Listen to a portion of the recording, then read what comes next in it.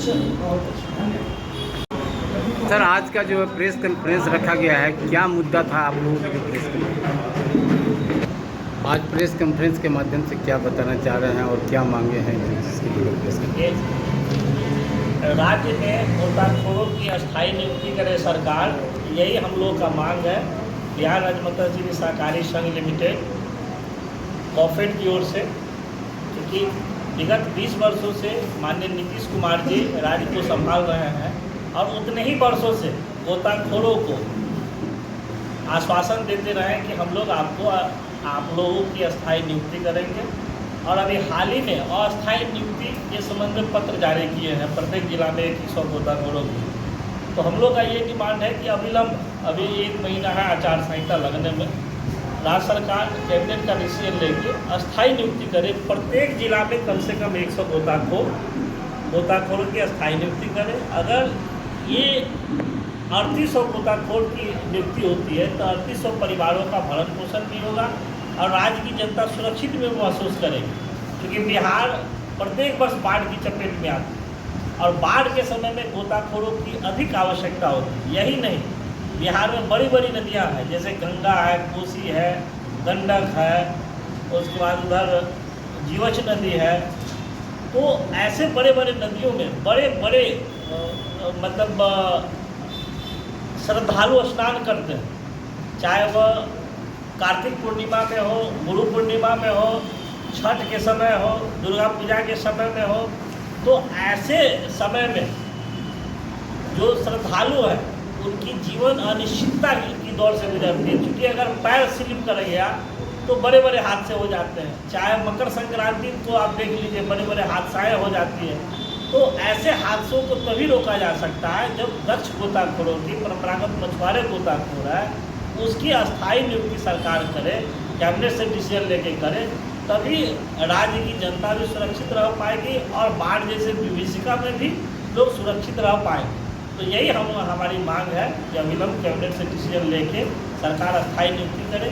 और यही पत्र हम लोग के ही पत्र पर राज्य सरकार ने निर्गत किया है कि जिला पदाधिकारी सबको कि भाई अस्थायी नियुक्ति करें। लेकिन इसमें कोई नियमावली का जिक्र नहीं है, कोई नियम का जिक्र नहीं कर रहा है। क्योंकि इससे क्या होता है कि गोताखोरों की पारिश्रमिक क्या भुगतान होगा। कोई जिला 200 रुपया करता है प्रतिदिन भुगतान, कोई जिला करता है 800 रुपया, कोई जिला करता है 200 रुपया। तो दैनिक मजदूरी से भी कम जिला पदाधिकारी मनमाने ढंग से अपने मनमर्जी के हिसाब से भुगतान करता है। आदमी बगल में गोताखोर बैठे हुए, अगर कोई लाश नहीं मिला, डूब गया, तो राजेंद्र सहनी को ही ढूंढा जाता है। तो लेकिन राजेंद्र सहनी को अस्थायी नियुक्ति कौन करेगा? सरकार को ही करनी पड़ेगी, उसके लिए नियमावली सरकार को ही लानी पड़ेगी। तो हम लोग का मांग यही है कि सरकार बड़े बड़े निर्णय ले रहा है। अब 125 यूनिट बिजली फ्री कर दिया, वृद्धावस्था को पेंशन बढ़ा दिया। तो ये तो छोटा डिमांड है। 3800 गोताखोरों की बहाली आप नहीं परमानेंट बहाली कर सकते, तो मानदेय तय करके मानदेय पर बहाली कीजिए, आपको कोई रोक नहीं। जैसे शिक्षकों की बहाली की शुरू में 400 500, धीरे धीरे आप बढ़ाएं, आपको उपयोगिता लगा।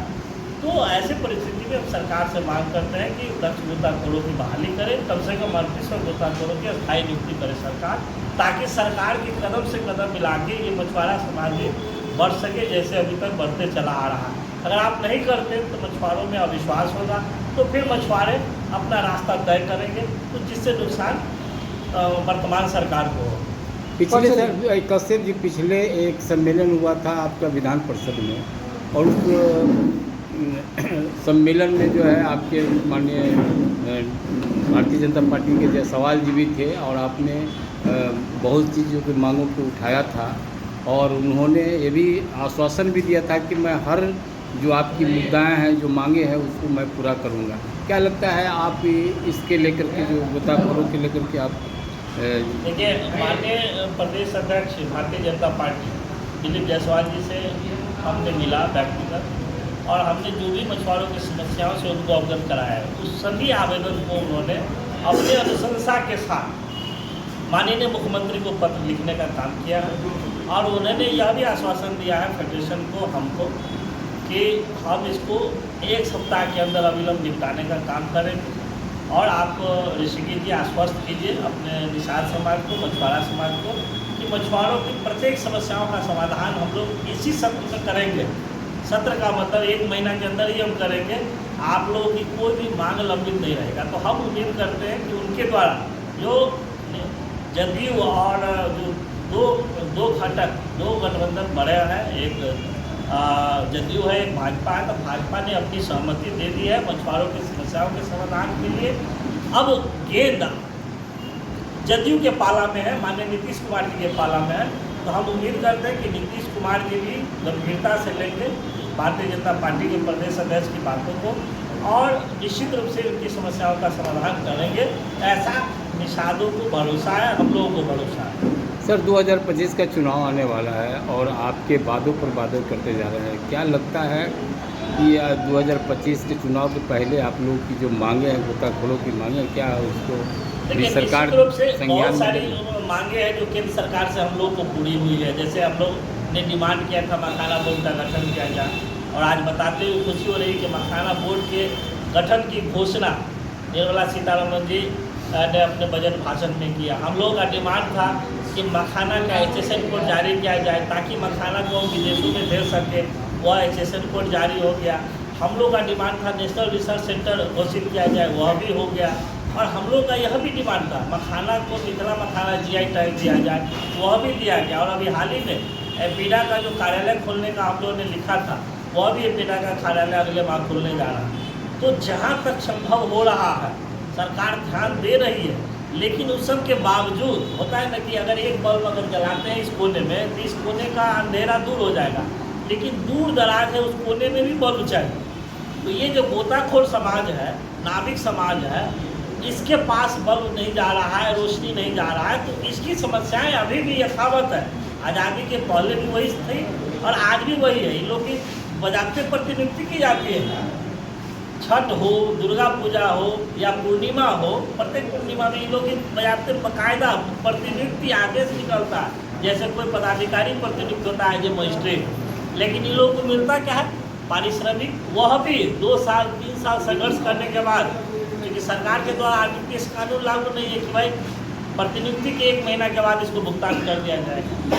कोई जिला 200 रुपया तय किए हुआ है और कोई जिला 400 रुपया तय किए हुआ है। एक रूपता होनी चाहिए। मिनिमम जो लेबर का वेजेज है, स्किल लेबर का वेजेज है, अगर वह भी दिया जाएगा तो 15,000 रुपया महीना होगा, यानी कम से कम 500 रुपया सैलरी। उसको ESIC PFO ग्रेच्युटी देना होगा, तो कम से कम 20,000 रुपया होता है एक गोताखोर। तो कम से कम सरकार अगर अस्थायी नियुक्ति नहीं करना चाहती है, नहीं कर पा रही है, तो मानदेय पर ही बहाल कर दे, जैसे शिक्षकों को किया 60 वर्ष के लिए, जैसे जीविका वाले को किए हुआ, उसी तरह आप सब कर दीजिए 3800 गोताखोरों की नियुक्ति। बस यही छोटा सा डिमांड है। गोताखोरों पर भी सरकार ध्यान दे, नज़र दे। बिहार राज्य एक कल्याणकारी राज्य है, तो राज्य सरकार का यह कर्तव्य बनता है कि समाज के हर एक तबके को हम सुरक्षा मुहैया कराए, रोजगार मुहैया कराए। चलिए अपना परिचय दीजिए। प्रबंध निदेशक ऋषिकेश कश्यप, पटना, बिहार। Thank you.